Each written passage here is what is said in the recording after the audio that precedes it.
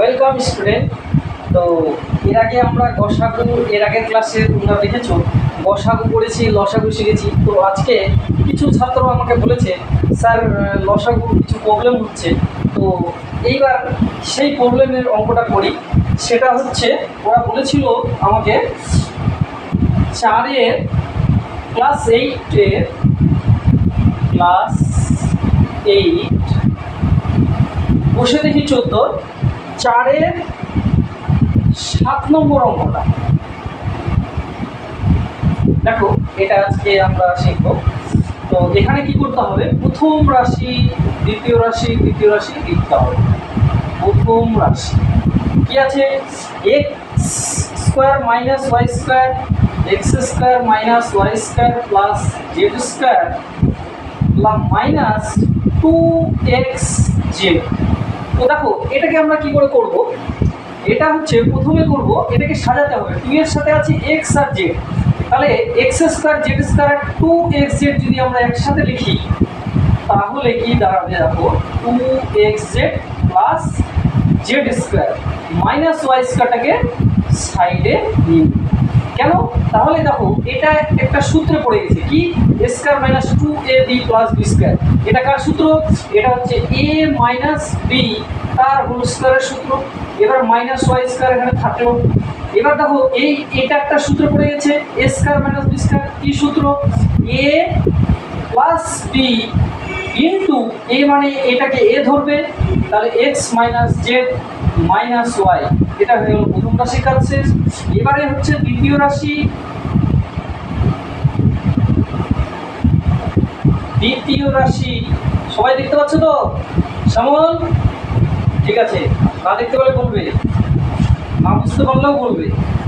এইবার দ্বিতীয় রাশিতে কি আছে, x square minus y square minus z square, x square minus y square minus z square plus 2yz। ঠিক আছে, তো এটা আমরা দেখিনি কি করব, এখানেও দেখো 2yz, 2 এর সাথে কি কি আছে y আর z, তাহলে আমাদেরকে y স্কয়ার z স্কয়ার এই তিনটে আমাদের আমরা যদি এখানে পাশাপাশি দেই তাহলে এটা একটা সূত্র পড়বে। তাহলে এখানে দেখো y স্কয়ার আর z স্কয়ার আছে, আগে মাইনাস আছে, তাহলে আমাদেরকে কিন্তু এখান থেকে আগে সবগুলো থেকে মাইনাস কমন নিতে হবে।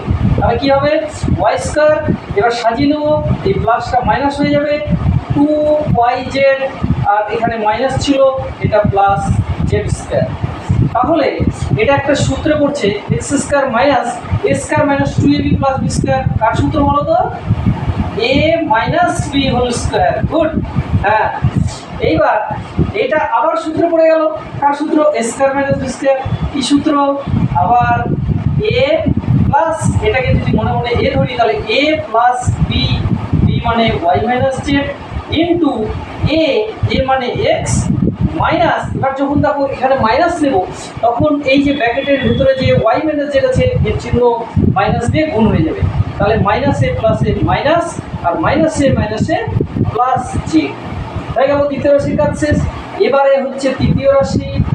দেখো তৃতীয় রাশি, তৃতীয় রাশি কি আছে, x y plus y z, x y plus y z plus y square minus z square.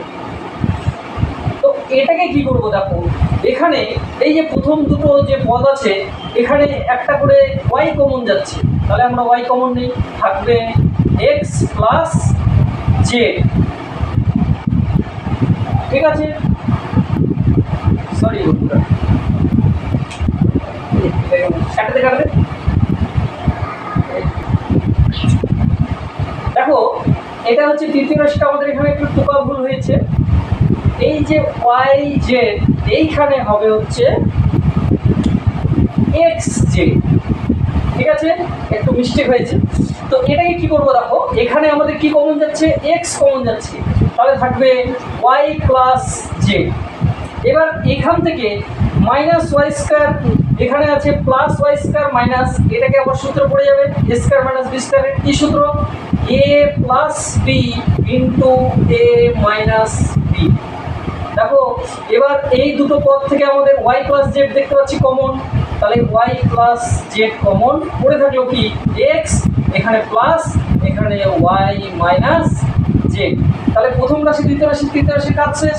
এবার হচ্ছে আমাদের লিখতে হবে অতএব লসাগুটা আমাদের নির্ণয় করতে হবে। লসাগু সমান সমান, লসাগু বলে কি বলেছিলাম যে প্রত্যেকটা রাশিতে প্রথমে খুঁজবো কি কি মিলেছে, তার জন্য আমরা একটা বসাবো, কিন্তু যদি না মিলে তাহলে সব বসিয়ে দেবো।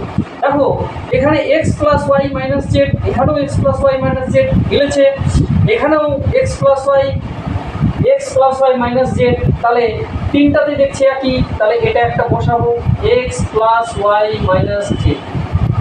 এবার দেখো এখানে দেখতে পাচ্ছি x minus y minus z, এখানে কিন্তু আর কোনো রাশিতে নেই, তাহলে এটাও বসবে ইনটু দিয়ে x minus z minus y, তাহলে এটা আমরা নিয়ে নিলাম।